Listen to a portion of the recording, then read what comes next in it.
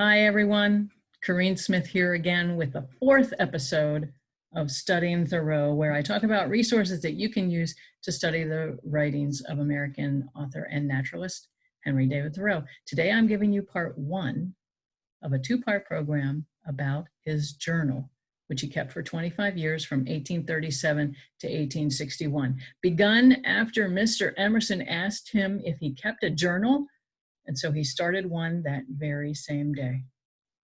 Gee, what would have happened if Emerson had never asked? You ever think about that?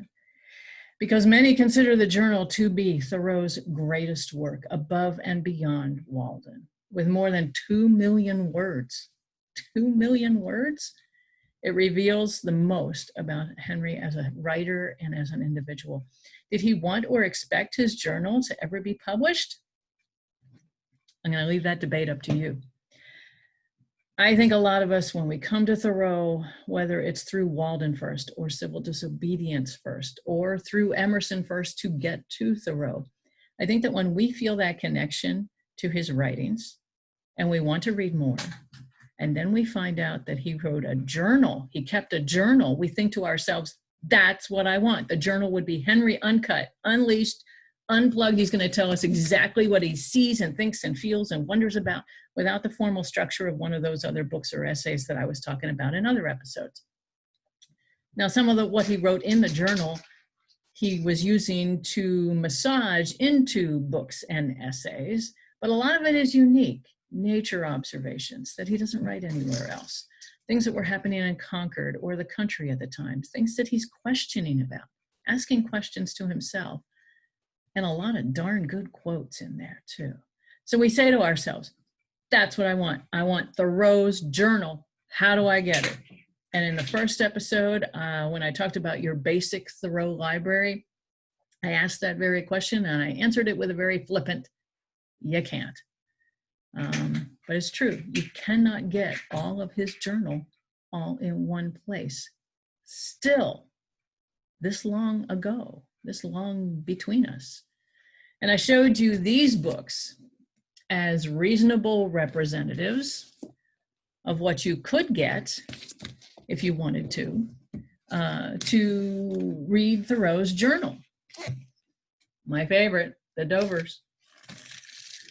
And I will show you these books all again in part two, okay? What I want to do first is go back through the history of Thoreau's journal and to explain why its accessibility is the way it is. You will understand it more when you hear it.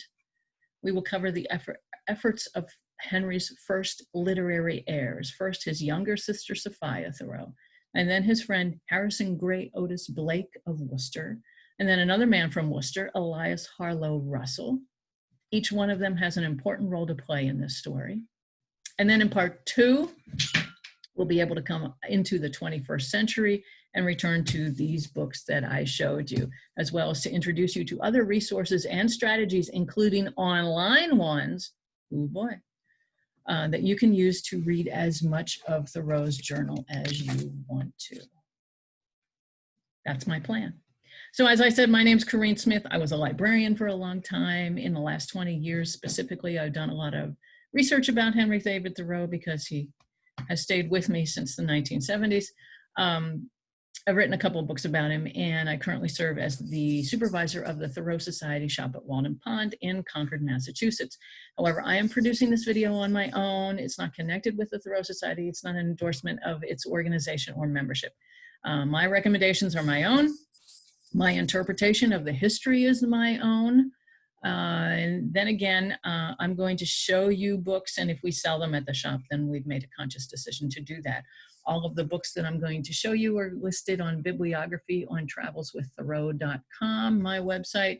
So go there, go under bibliography and under the journal, and you'll see whatever I mentioned today and in part two. The things that I'm going to mention today are all out of print. So you'll see links to used book dealers, an aggregate site that shows you what used book dealers are doing. If the book is in print, then the links will be either to the shop at Walden Pond or to bookshop.org, which is a community site that benefits independent booksellers like us.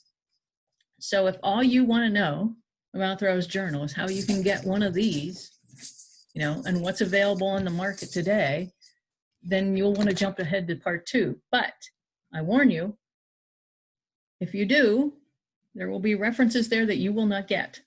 Okay, so I encourage you to stick with me here. It's not that long, is it?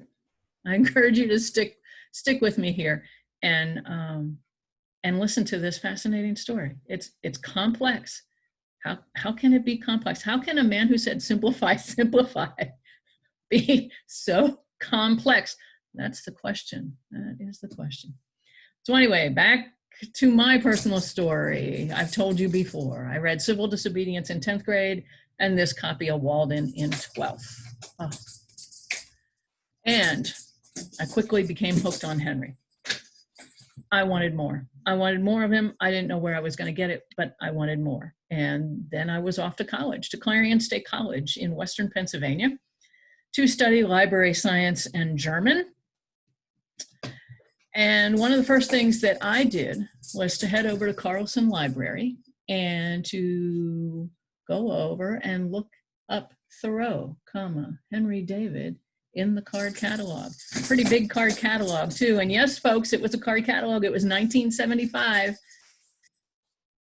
And there I found a whole bunch of cards with his name on them and Library of Congress call numbers that were really long instead of Dewey's. And PS 3040, what in the world was PS 3040? I didn't know. I wrote it down, walked over to the shelves where I followed all the signs throughout the building.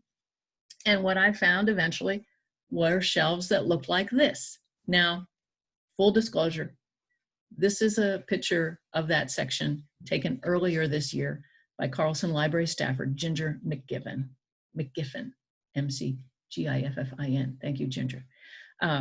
I couldn't get to Clarion. They were closed anyway, and Ginger went in to process interlibrary loan requests on a regular basis. So she offered, after I emailed the library, she offered to take pictures for me. So thanks again, Ginger. Go Eagles, go. Anyway, these shelves had individual books about Henry. But of course, aren't your eyes drawn to exactly what my eyes were drawn to? These green books, this set of green books, 20 of them, all bound in the same green library buckram, taking up more than 2 shelves. What this turned out to be was the Writings of Henry David Thoreau as published by Houghton Mifflin Company in 1906. There's close-ups of all of those volumes. Yeah. Now, these are obviously not the original bindings. Somewhere along the line between 1906 and 1975, they were rebound either from because of use or age. The library decided to rebind them in spring green library buckram with gold lettering. So they all look the same, you know. But I looked at the spines, I figured out what they were, okay? So it's a complete set of Thoreau's writings. And so the books go in order, sort of like I've given you in the other episodes, in chronological order: A Week on the Concord and Merrimack Rivers, Walden, the Maine Woods, Cape Cod, and Miscellanies. Volume 5 was Excursions and Poems. Volume 6 was Familiar Letters. Now, I'd already read Walden. I figured I had that covered. I wanted something different and I wanted something more. And this, I didn't really want to read about rivers and Maine and Cape Cod and poems at the time. It didn't appeal to me. I figured if I wanted to read those, I could get back to them later probably. They're probably well known enough that I could find them later. But the last 14 volumes, Thoreau's journal, OMG. Well, of course, we didn't say it then. We said, oh, wow, here's Thoreau's journal. 14 volumes. Thoreau's journal, or should I say the journal, because it seems as though Thoreau fans like us refer to it that way. Well, look it up in the journal. It's the journal. It's not Henry's journal. It's not his journal. It's the journal, as if there's only one. But to us, it's the way it is. There is only one. So I checked out volume 7, 1, 2, 3, 4, 5, 6, 7, wherever volume 7 is, which was volume 1, Roman numeral 1 of the journal. And over the next 4 years, I kept checking them out one at a time and reading through them. And I I devoured them. And sometimes they were so full of nature, I thought I should be outside to read them. So I would carry them. Clarion, the college is on the one end of town, and then there's the town, and then there's a football field and a cemetery on the other end of town. I would walk out to the cemetery on the other end of town and lean against a tree and read Thoreau. And I copied out on notebook paper all of my favorite quotes. Because we didn't have scanners then, kids. And I tell you what, the photocopier that we had access to at the time was a big clunky thing that it sat in the reference room right in front of the reference librarian's desk. We didn't make copies very often unless we had to. So my handwriting was a little bit nicer back then. So when I was finished, I did not go back, admittedly. I did not go back and read those other books. I figured I'd get to them eventually if I wanted to. Now, when you read the journal chronologically like this, you can see Henry growing and evolving as a person, as a writer, as an observer. Early on, he writes more formally, almost like their book assignments or class assignments. But then he starts talking about finding your place in society and, you know, looking at society and the mass of men lead lives of quiet desperation. And then after 1850, when he was writing about every day, it was more about nature and all these things that he was seeing and documenting and all of his natural observations and personal projects. So you can tell that he started with himself and then worked his way out, as most of us do. I can still see this pattern in the quotes that I chose to write out. And they're still some of my favorite quotes. And whenever I have to come up with a list of quotes for somebody, I go back to my original notebook and check that one out first. I didn't realize then how important this set is and is still in Thoreau's legacy and his publication history. And in retrospect, I am really lucky that I came upon these shelves when I did, and that these books' path intersected with mine when it did. These books are crucial. I can't say it any more importantly than that. This 1906 set is crucial. It is still setting the stage for us today, especially with the journal volumes. And you can still get a 1906, you can still find these in academic and public libraries, of course, like in Clarion.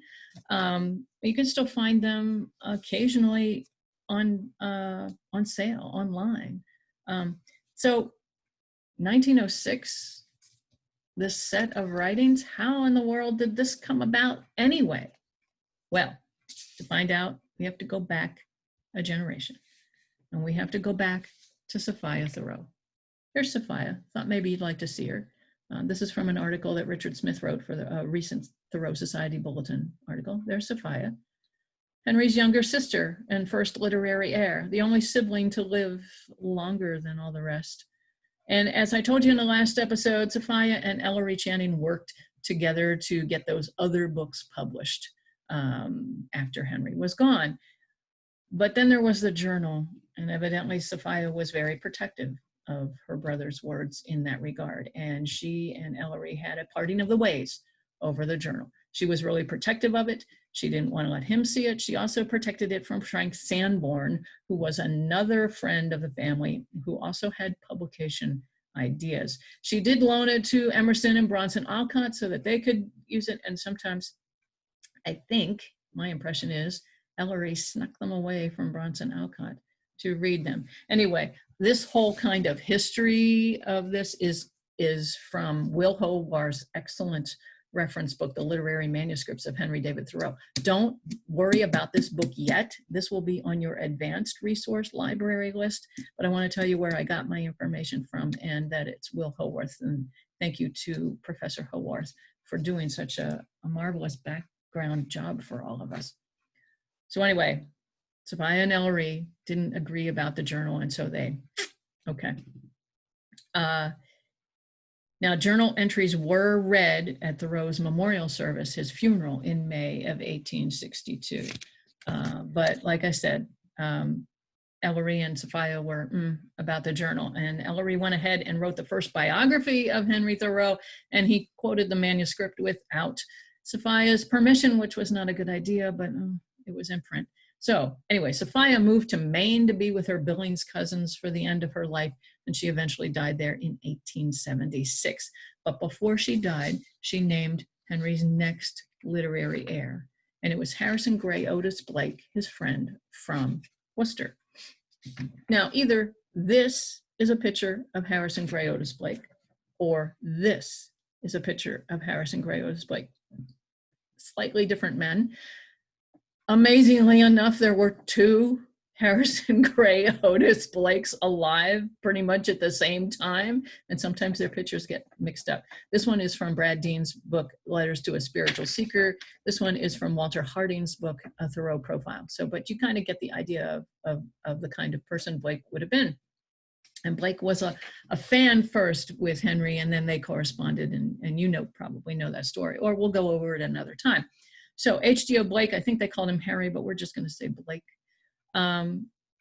Blake becomes Henry's next literary heir. And so these two big trunks get sent from Concord to Worcester to Blake. Now, what is he going to do with them? Okay, well, first of all, when Bronson Alcott started his Concord School of Philosophy sessions in 1879, now these are basically an early version of adult continuing ed kind of classes that ran throughout a whole summer. H.G.O. Blake was one of the presenters, and his contribution was to read excerpts from Thoreau's journals to the crowd. And the response was, bottom line, fabulous. People loved to hear Henry's words. As an example, Miss Eliza Elvira Kenyon, here she is a little older, but Eliza Elvira Kenyon, a school principal who attended the Concord School of Philosophy in 1879 from her home in Plainfield, New Jersey, wrote in her journal, August 6th, 1879, Mr. Blake read selections from Thoreau's unpublished writings, showed some scraps of poetry on a leaf in Thoreau's handwriting, which he found in a volume of The Dial given him by Sophia after her brother's death. If that was a real leaf from a real tree, that was Sophia's handwriting and not Henry's, FYI.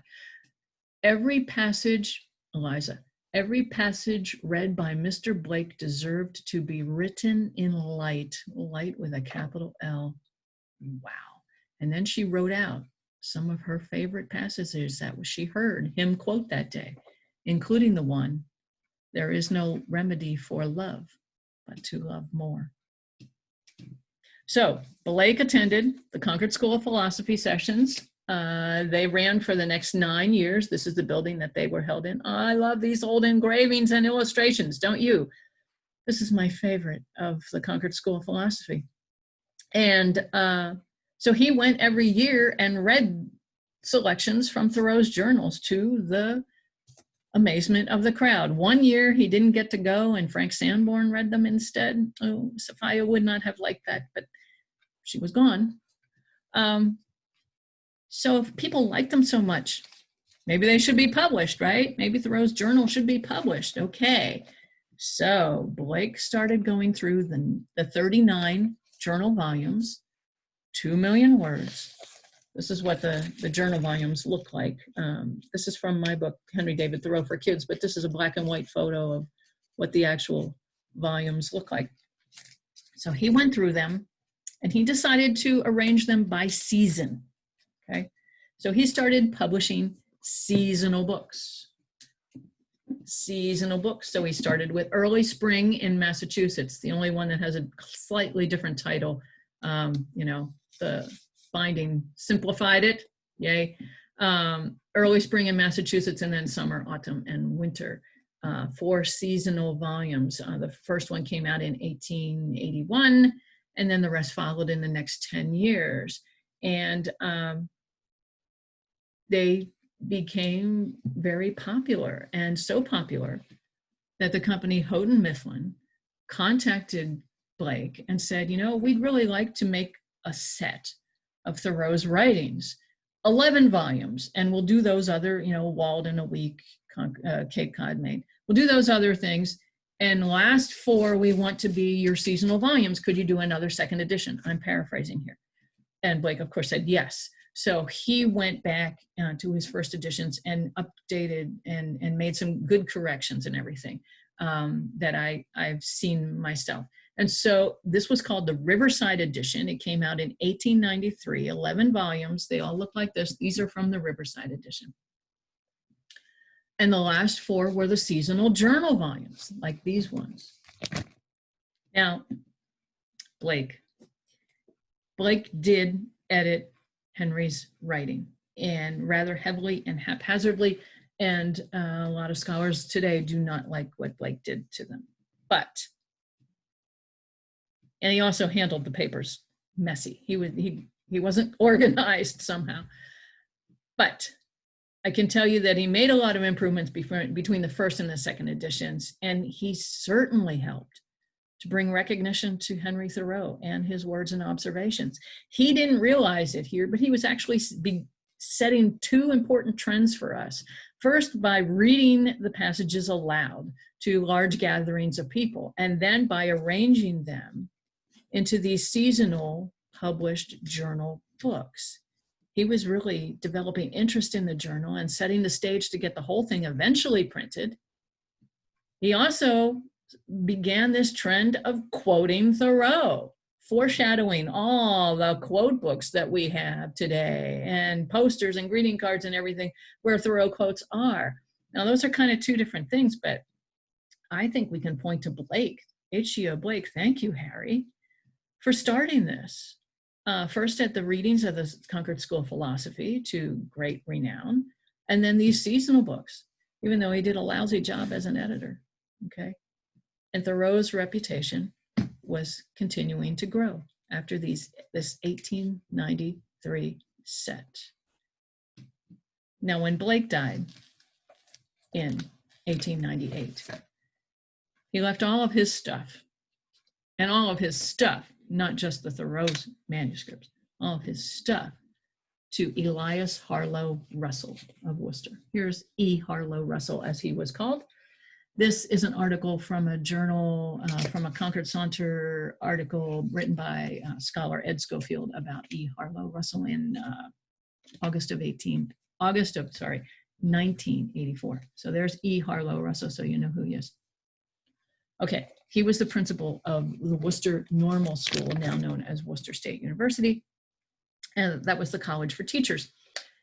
Blake and Russell had known each other for years. Russell had only met Thoreau once. They were not friends. He'd only met Thoreau once, and it was one of Thoreau's last visits to Worcester. Russell was an educator and an educated man, which was good, but he didn't have as close a connection to Henry as Blake had, or as Sophia had, of course. So he already had a lot of responsibilities, personal and private, and personal and professional ones. So Houghton Mifflin Company, knowing now that this transferred from Blake to Russell, contacted him and said, we would love to do a full-blown set of Thoreau's writings. I'm paraphrasing here. And we'd like to include the whole journal. And you have it. Can we have it to print? And Russell didn't even answer them at first, evidently. He was not going to go through the 2 million words like Blake did and do a complete rundown. He just didn't have the time, or evidently the inclination or interest. In fact, he eventually came around to the idea, and he eventually gave them the journals to be printed. But at the same time, he was in the process of selling all of the Thoreau manuscripts to a collector and a dealer. I know, the mind reels. He was selling it all. And over the next 10 years or so, those manuscripts would go to different people in different places. And that is why Henry's stuff is not all in one place, because Russell sold it to a collector and a dealer, and they eventually went out. And at one point, American banker and financial mogul J.P. Morgan Jr.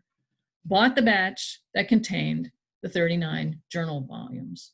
So this is why today, all of Thoreau's journals are at the Morgan Library and Museum in New York City. But back to Russell, our friend Russell, E. Harlow Russell. and Houghton Mifflin Company, and the 1906 set that I showed you earlier. The publishers obviously wanted to enhance what they had done with the 1893s, go from 11 to 20, and they wanted to include the whole journal. Russell couldn't do it, so they hired Bradford Torrey, who was a nature writer, and Francis H. Allen to tackle editing the journal. So they did edit. They edited Thoreau's punctuation and spelling. They didn't do it quite as nastily as or heavily in retrospect as Blake did, but they did edit. So their legacy is a little more well thought of than Blake's, but their result was the 1906 set. Here's a picture with different binding, with Moroccan leather binding, the 20-volume set of the writings of Henry David Thoreau, with the last 14 being the journal. And each journal volume carried its own Roman numeral and page number, so that even today, if you see a reference to a journal quote and it has a date and it has a Roman numeral, a colon, and an Arabic number, then that's the volume number and page number from the 1906 Houghton Mifflin set. So there it was, 20 volumes, the writings of Henry David Thoreau, with 14 being the journal. It set the standard, and it still is one. So here's the journal, all together, all in one place, finally, right? Well, no, because the text is edited. And Bradford Torrey and Francis H. Allen took liberties in cutting out whole sections that they didn't think anybody would be interested in. What? Who knows? Maybe it was a page count or word count requirement. Maybe Houghton Mifflin said to them, you know, we want this to expand from 11 volumes, but we don't want to go past 20. So we're giving you the last 14 to put the journal in, make it fit. Maybe that's what they did. And maybe that's why they cut things out the way they did. But at least when they cut something out, they let the readers know. For example, in the 1859 section, they cut out most of Thoreau's observations and his extensive study of the Concord, Assabet, and Sudbury River watershed that he had done. This was a massive project that took him all summer to do. He took it on first as the farmers, local farmers from all the surrounding towns were lodging a lawsuit against the owners of the Billerica Dam downriver because the flow was affecting, it was a flowage controversy, as they say. The flow was affecting their properties. He took it on that first, but then it quickly became a personal project, and he studied the river intensely in all of its details, all the bridges, what happened when it flooded in the spring, you know, all that kind of stuff. So much so that Ralph Waldo Emerson wrote to their mutual friend Elizabeth Hoare, and he said, Henry T. occupies himself with the history of the river, measures it, weighs it, strains it through a colander to all eternity. It was his big project for that summer. Well, too bad, Torrey and Allen took it out from the publication. Now, they left a note explaining why they did this and that it consisted of a lot of measurements and numbers. And so at the bottom of the page, they say in the 1906 set, such details could be of no interest to the general reader. The editors are assured on expert authority that they are now without scientific value. Most of them are therefore omitted without being retained to show something of the method of the work and the painstaking spirit in which it was carried on. Oh, Henry, I'm so sorry. Your big project of 1859, and we didn't know about it for a long time. Not without scientific value. I wish they'd let us readers decide that. So they took it out. If you want to look this note up for yourself, it's in volume 12, X11 on page 219 at the bottom of the page, dated July 5th, 1859. So other than editing and cutting, was this journal otherwise complete? Well, no, because 2 of Thoreau's original journal volumes were missing. when they passed from Blake to Russell. What? I told you Blake was messy and wasn't organized. So somehow, when all of his stuff got sent to Russell, 2 volumes of the journal from the 1840s were missing. Eventually they turned up, but it was well after publication. So there's stuff missing. There's stuff missing. So this was another issue. There's editing, there's deliberate cutting, and then there was cutting that they couldn't print because 2 volumes were missing. Now, before we leave the topic of the 1906 set, and we will leave it temporarily, but it is crucial. It is crucial to this story. I should explain that there were two different editions, okay, of at least 2 different editions of the 1906 Houghton Mifflin set. Now, you know, like my library rebound them, okay? So just imagine that they have cloth covers instead, and they were called the Walden edition. That was the normal 20-volume edition, was called the Walden edition.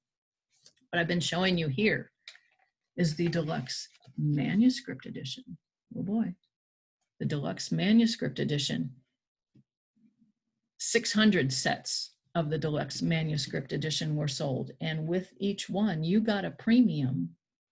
You got a page from Thoreau's handwritten manuscripts, an actual page. Yes, Houghton Mifflin gave away, or actually really sold, 600 pages of Henry's handwritten manuscript, tapped 1 into each one of the deluxe manuscript sets. That was a premium for paying the price for getting the deluxe.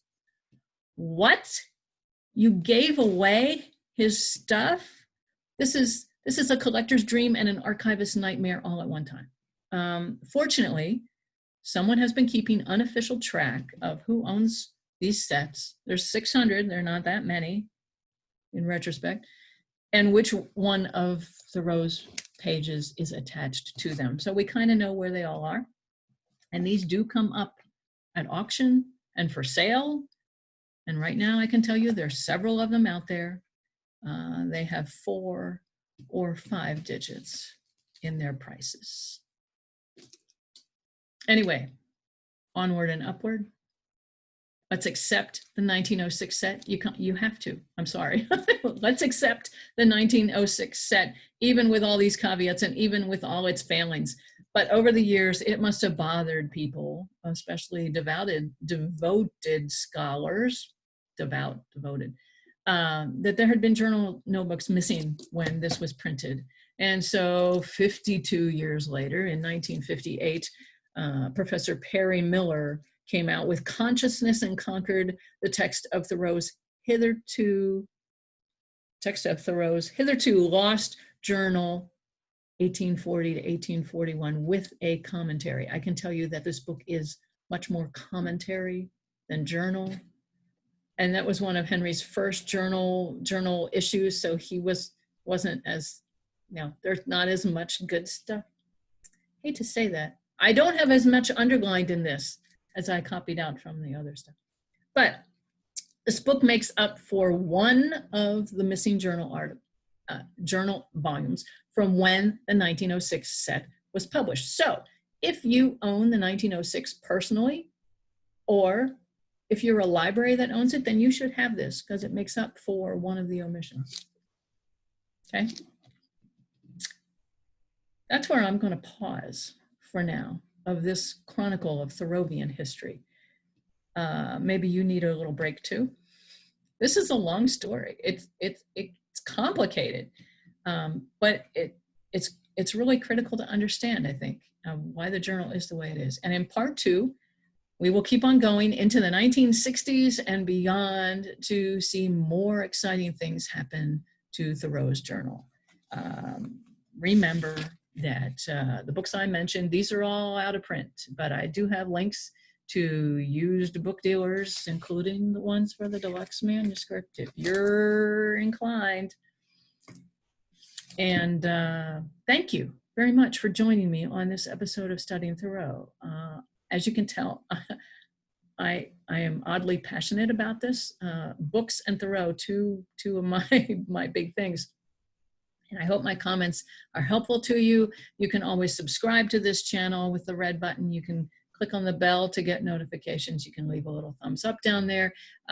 If you are involved in any of these publications at all and I have misrepresented the story somehow, I'd love to hear from you. Put a comment down below. I have tried to simplify this story, and yet it is still complex. So any glossing over or any failings are on me, okay? My name is Corinne Smith. Until next time, take care.